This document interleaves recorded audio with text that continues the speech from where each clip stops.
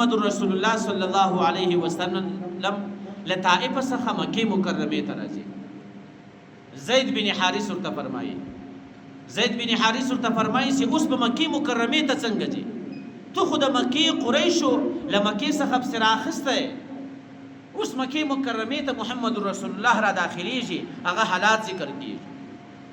محمد رسول الله صلی طائف څخه رالی و غار حرا ته رالی. په غار حرا کې چې کله کښېنستی محمد رسول الله صلی الله علیه وسلم ته زید بن حارث حالات بیان. اوس که د مکې قریش خبر سو بیا به وتا ته تاوان ورسي، اوس که د مکې قریش خبر سو بیا خو تا قتل کوي، دی خو وختي هم ستا د قتل اراده کړې ده.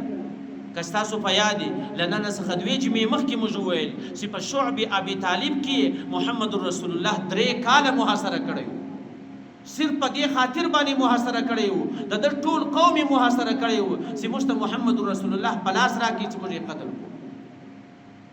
اوس محمد رسول الله له طائف څخه نا امید رالی و غار حرا ته رالی. زید بن حارث ورته فرمایي چې اوس خو بیا قریش خبرېږي او ستا د قتل اراده یې له نن څخه 3-4 کاله مخکې کړې ده، ستا د قتل اراده یې په ماشومتوب کې را کړې وله.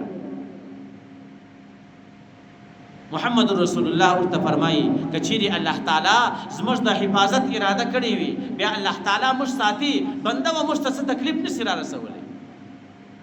نو محمد رسول الله صلی الله علیه وسلم اول واری اخنس بن شریق ته حال راولېږي چې زه مکې ته داخلېږم ته و ما ته پناه راکړه.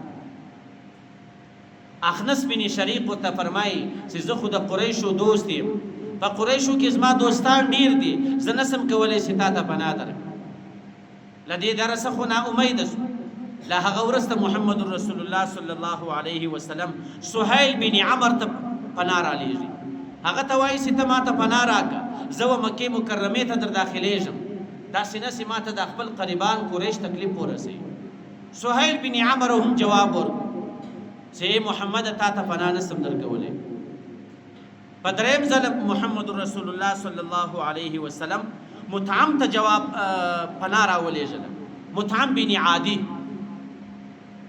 عادي دا هم د یو قبیلې مشر دی، هغه نور دوه هم د قبیلې مشرانو. مطعم بن عادي ته حال راولېږي چې زه مکې مکرمې ته در داخلېږم، زه خپل وطن ته درځم، خپل بابایي وطن ته راځي، څوک یې نه پرېږدي. په هغه وطن کې چې د پیدایش شوی دی، په هغه وطن کې نه 50 کاله تیر کړي دي. 53 کاله محمد رسول الله په مکه مکرمه کې تیر کړي دي، لیکن هغه خپل قریبان او خپل وطن ته نه را پرېږدي. مطعم بن عادي لبیک ورته وایي، پر خپلو زامنو باندې غږ وکړو، پر خپلو کشرانو باندې غږ وکړو، پر خپله ټوله قبیله باندې غږ وکړو چې خپلې تورې راواخئ، نیزې راواخئ، د حرم په دروازو باندې ودرېږو. نو مطعم بن عادي سره هم توره ده، په آس باندې سپور دی او خپله قبیله چې کومه ورسره ده، خپل بچان چې کوم ورسره دي، ټول د مکې مکرمې او د حرم په دروازو باندې ودرېدل. بیا محمد رسول الله ته وویل چې اوس راځه له غار حرا څخه راسه و مکې مکرمې ته. له هغه وروسته بیا محمد رسول الله صلی الله علیه وسلم مکې مکرمې ته حرم ته داخل شو.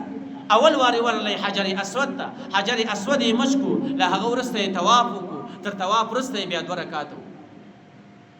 چې کله طواف وسو له هغه وروسته بیا زید بن مطعم بن عادي ورسره ملګری دی او د هغه بچان ورسره دي، د هغه ټوله قبیله ورسره ده. محمد رسول الله یې خپل کور ته راوسته.